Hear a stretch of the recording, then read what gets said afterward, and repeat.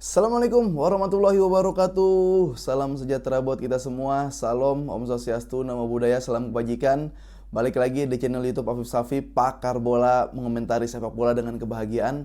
Sebahagia kita menjalankan ibadah puasa di bulan Ramadan. Sebahagia kita menunggu pertandingan timnas yang akan berhadapan dengan Bahrain di Stadion Gelora Bung Karno, Jakarta. Sebahagia kita menunggu pertandingan demi pertandingan atau lanjutan Jornada dari La Liga ya. Tentunya Barcelona hari ini gua akan membahas info seputar Barcelona nih guys ya. Dengan persiapan yang seperti apa, bagaimana Barcelona melakukan persiapan dalam beberapa match ke depan. Mengingat bahwa masih ada beberapa pemain Barcelona yang sedang memperkuat negara ya. Apalagi ada Rafinha yang akan berhadapan dengan Argentina. Justru itu baru mulai besok jam setengah 7 pagi atau sekitar jam 6-an.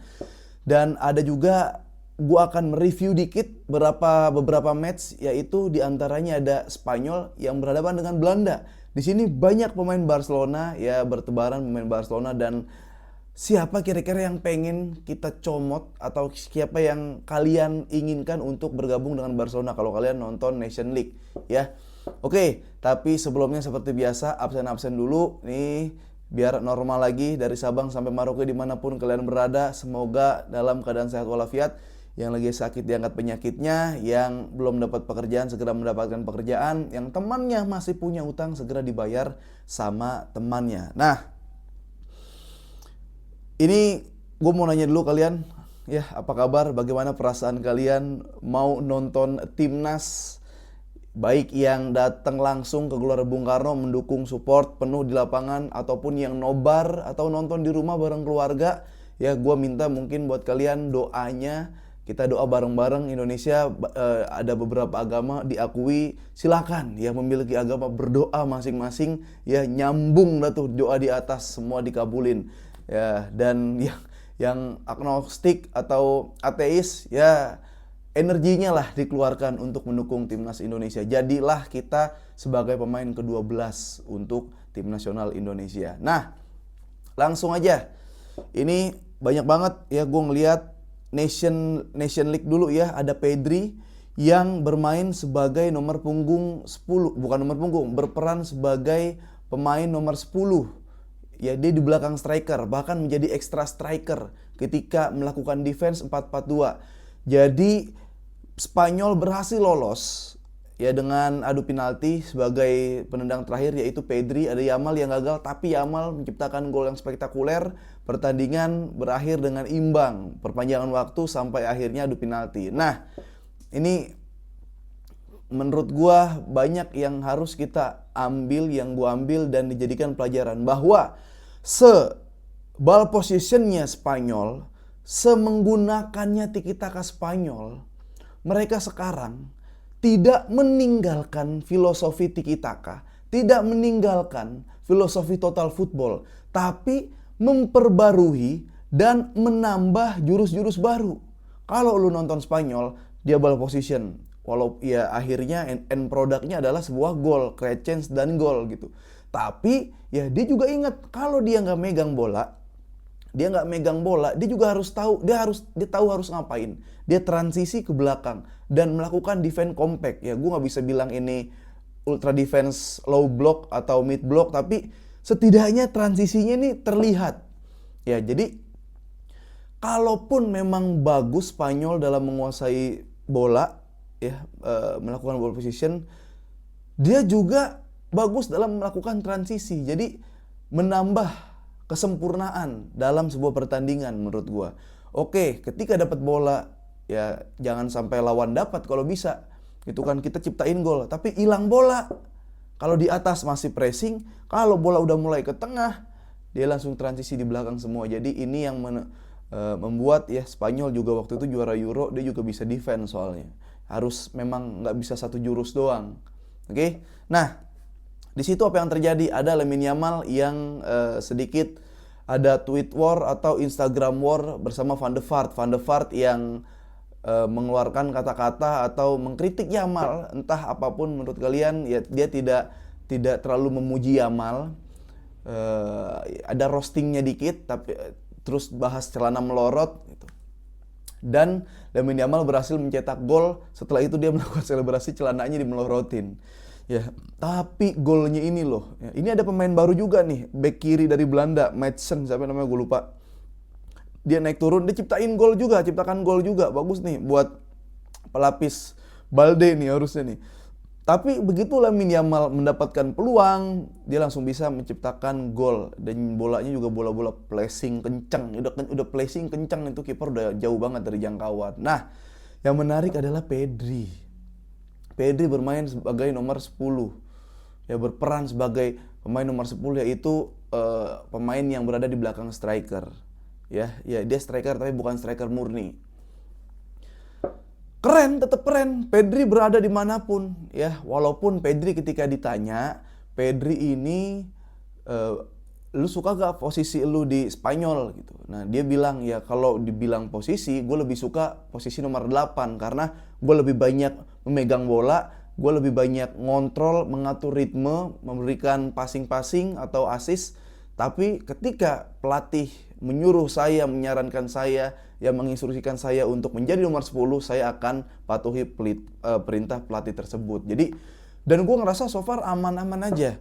Aman-aman aja, Pedri bisa cair, dia tetap masih bisa ngatur ritme, dia bisa flamboyan, dia bisa menusuk melewati 1-2 pemain, otak cerdiknya, otak smartnya juga kepake ketika berada di dekat atau di final third lawan. Ini keren Pedri.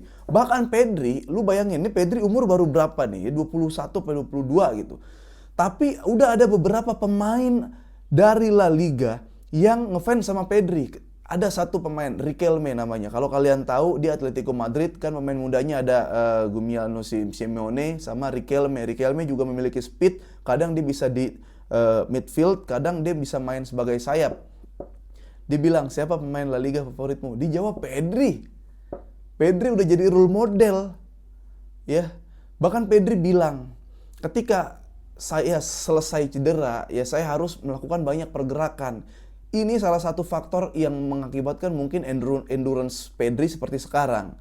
Jadi Pedri harus banyak gerak, jadi Pedri harus banyak melakukan aktivitas. Pedri justru terasa sakit kalau misalkan dia tidak bermain atau tidak beraktivitas.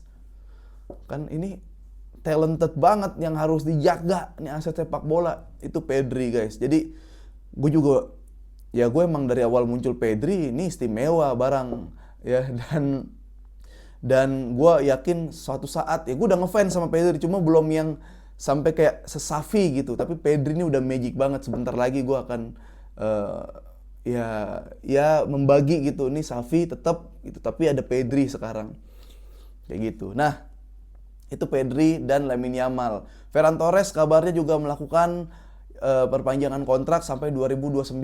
Nah, ini yang menarik dari Frenkie de Jong ya, dia berhadapan dengan pemain Barcelona, dia berhadapan dengan Dani Olmo, dia berhadapan dengan Pedri, waktu itu masih main ya, Pedri masih main.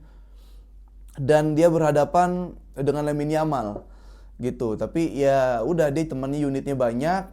Ya nggak se-Pedri sih, nggak se-Olmo juga nih Frenkie de Jong di Belanda gitu. Coba teman-temannya pada support, dijuluki El Profesor ya, nggak apa-apa. Nah, yang menarik dari Frenkie de Jong adalah Frenkie de Jong ini hampir sepakat dengan Barcelona melakukan perpanjangan kontrak. Ya, perpanjangan kontrak dengan gaji tadi gue baca itu 19 juta euro per musim. Ya, gue nggak kalkulasiin ya kalau convert ke rupiah tuh berapa. Nah, tapi gajinya sama dengan klausul kalau ada peningkatan permainan itu gaji bisa bertambah. Ya gajinya dikurangin sedikit, gaji dikurangin sedikit, ya itu hitung-hitungan si Bandidos dah lebih paham gitu. Yang gue baca adalah gajinya Frenkie de Jong itu dikurangin, tapi ada klausul apabila ada peningkatan secara permainan itu akan diberikan lebih. Jadi klausul-klausulnya ini di bonus-bonus, di hitung-hitungan lain. Cuma secara gaji 19 juta euro per musim. Ya, itu yang ada di Barcelona. Ferran Torres juga. Beberapa pemain Barcelona juga sudah melakukan training. Ada winning team dibilang di postingan Barcelona, ada Ansu Fati-nya, ini winning 11 kali, bukan winning team Ansu Fati. Ya, ada Ansu Fati, Inigo Martinez udah recovery, Dia speed recovery, dia cepet juga, bagus gitu. Cederanya Eric Garcia juga, dan ini ada kabar yang menurut gua sedikit bikin gua khawatir, yaitu dengan absennya Rapinya berhadapan dengan Osasuna. Walaupun ada kabar yang bilang bahwa pemain dari Amerika Latin akan dijemput menggunakan jet pribadi untuk terbang kembali ke klubnya masing-masing di Eropa. Gitu. Jadi ya kayak Valverde bisa di situ, Araujo bisa di situ, si Endrick bisa di situ, Rapinya, Vini bisa di situ. Nah, nggak tahu nih, kabar itu belum ada lagi, tapi Rapinya diragukan tampil berhadapan dengan Osasuna. Kenapa? Karena baru main besok. Baru main besok nih, 6:30. Ya, 6:30, entar ada recovery atau ada evaluasi gitu. Nah, lawan Argentina. Udah gitu dipanas-panasin tuh sama Romario, ya persetan, fuck off Argentina, fuck off Argentina, fuck off.